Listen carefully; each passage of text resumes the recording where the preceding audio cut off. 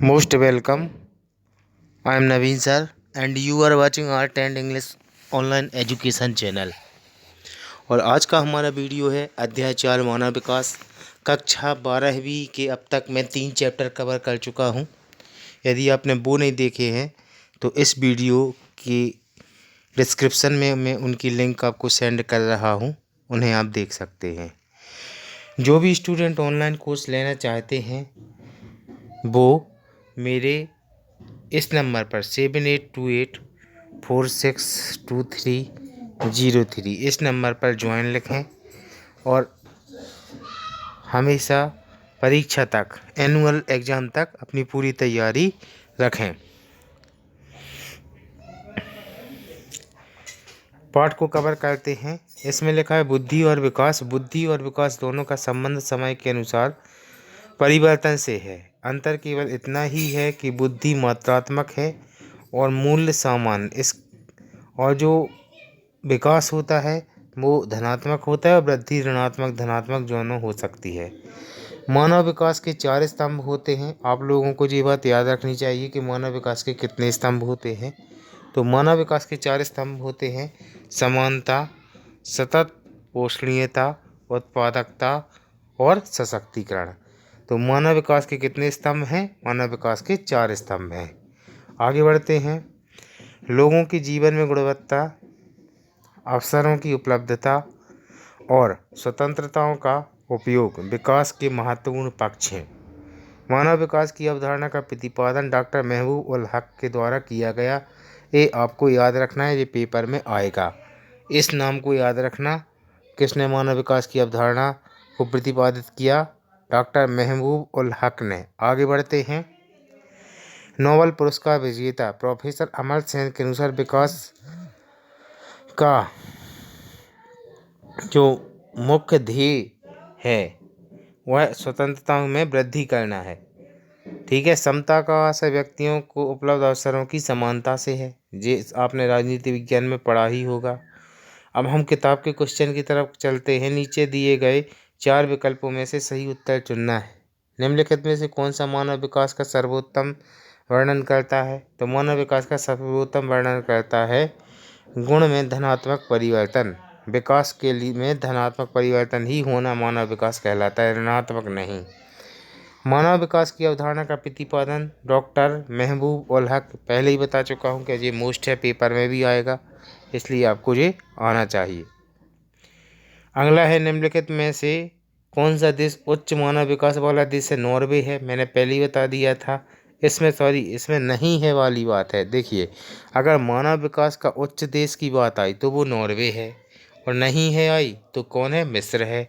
तो ये नंबर 1 पे है कौन? नॉर्वे। और अगर नहीं आया तो फिर लिखना है मिस्र। तो इसका आंसर हो गया मिस्र। निम्नलिखित प्रश्नों के उत्तर 30 शब्दों में देना है। मानव विकास के 3 मूलभूत क्षेत्र कौन से हैं? मानव विकास के 3 मूलभूत क्षेत्र हैं। सबसे पहले शिक्षा, दूसरे नंबर पर स्वास्थ्य और तीसरे नंबर पर संसाधनों तक सभी का पहुंचना। अब लोग कहेंगे सर ये 30 शब्द नहीं हुए हैं। तो नहीं हुए हैं तो जो मुख्य चीज़ें होती हैं वो लिखना ज़रूरी होता है। यही जरूरी नहीं है कि आप बिल्कुल 30 ही शब्द लिखें। अगला है मानव विकास के 4 प्रमुख घटकों के नाम लिखिए। तो मानव विकास के 4 प्रमुख घटक होते हैं समता, सशक्तिकरण, उत्पादकता और सतत पोषणीयता। जी मैं आपको महत्वपूर्ण नोट में बता चुका हूँ। मानव विकास सूचकांक के आधार पर देशों का वर्गीकरण किस प्रकार किया गया है? देखिए ये मोस्ट है, पढ़िए इसको। प्रत्येक देश अपने मूलभूत क्षेत्रों शिक्षा, स्वास्थ्य और संसाधनों तक पहुंच के अंतर्गत हुई प्रगति के आधार पर, मतलब उनके देश में जब ये 3 चीज़ें बरता जाती हैं, शिक्षा, स्वास्थ्य और संसाधन, तो उन्हें मानव विकास सूचकांक में शामिल किया जाता है। तो उनको 0 से 1 के बीच उन्हें प्रतिशत अर्जित करता है। देखिए, अगर कोई आप कहता है मानव विकास किस प्रकार तैयार किए जाते हैं, तो जिस देश में शिक्षा अच्छी होगी वहाँ का मानव विकास अधिक होगा, जहाँ रोजगार के अवसर होंगे वहाँ मानव विकास अधिक होगा, जहाँ स्वास्थ्य सुविधाएं होंगी वहाँ मानव विकास अच्छा होगा। तो ये जो मेन चीज़ें हैं इन्हीं के कारण मानव विकास के लिए देशों को रेटिंग मिलती है। इसको मैं PDF पहुंचा दूंगा तो आप पढ़ लेना। निम्नलिखित प्रश्नों के उत्तर लगभग एक शब्द में देना है। तो मानव विकास का क्या तात्पर्य है? मानव विकास की अवधारणा का प्रतिपादन 1990 ईस्वी में पाकिस्तानी अर्थशास्त्री डॉक्टर महबूब उल हक ने किया था। इसके मापन के लिए उन्होंने एक मानव विकास सूचकांक निर्मित किया। उनके अनुसार मानव विकास का संबंध लोगों के विकल्पों में बढ़ोतरी से है, ताकि वे आत्मसम्मान के साथ दीर्घ और स्वस्थ जीवन जी सकें। इस संकल्पना पर आधारित संयुक्त राष्ट्र विकास कार्यक्रम, जिसे यूएनडीपी भी कहा जाता है, ने मानव विकास प्रतिवेदन प्रस्तुत किया गया 1990 में। ध्यान रखना इस बात को। इसके अंतर्गत विभिन्न देशों का उनके यहाँ मानव विकास के मूलभूत क्षेत्रों, शिक्षा, स्वास्थ्य, संसाधनों तक लोगों की पहुँच के आधार पर उन्हें कोटिक्रम, मतलब 0 से 1 के बीच कोटिक्रम दिया जाता है।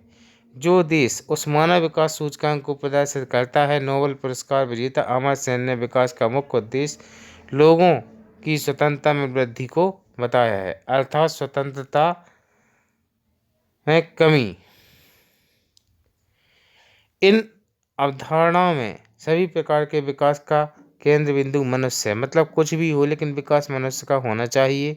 ये विकल्प भी स्थिर नहीं है बल्कि परिवर्तनशील है। अतः विकास का मूल उद्देश्य ऐसी दशाएं उत्पन्न करना है जिनमें लोग सार्थक जीवन व्यतीत कर सकते हैं।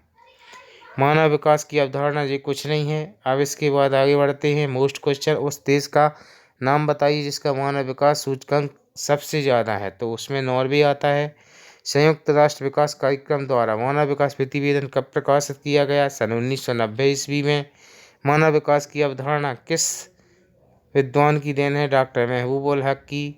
कौन से एकमात्र देश में सकल राष्ट्रीय प्रसन्नता को देश की प्रगति की अधिकारिता माप घोषित किया है? भूटान ने।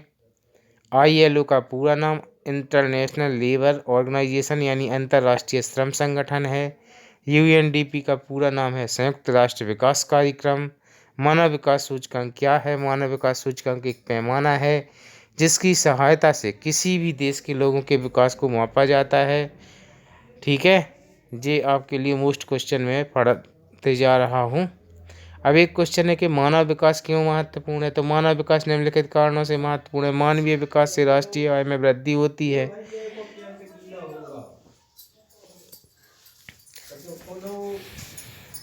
मानव विकास के विभिन्न उपागमों का वर्णन कीजिए। मानव विकास से संबंधित समस्याओं के लिए अनेकों उपागम हैं। इनमें से मुख्य महत्वपूर्ण हैं। सबसे पहला है आय उपागम। यह मानव का सबसे पुराने उपागमों में से एक है। इसमें मानव विकास और आय के साथ जोड़कर देखा जाता है। दूसरा है कल्याण उपागम। तीसरा आधारभूत उत्पादकता और चौथा है क्षमता उपागम। इसमें से जो मोस्ट क्वेश्चन थे वो मैं आपको बता चुका हूँ। इसकी PDF मैं आपको बहुत जल्दी सेंड कर दूंगा। जो स्टूडेंट ऑनलाइन अभी तक मुझसे नहीं जुड़े हैं, जुड़ें, मेरे इस चैनल को सब्सक्राइब करें और बेल आइकन के बटन को दबाएं। ये डॉक्टर महबूब उल हक की अवधारणा है। अगर एक क्वेश्चन आता है तो आपको ये लिख देना है। और ऑनलाइन कोर्स के लिए आप मेरे इस नंबर पर संपर्क कर सकते हैं।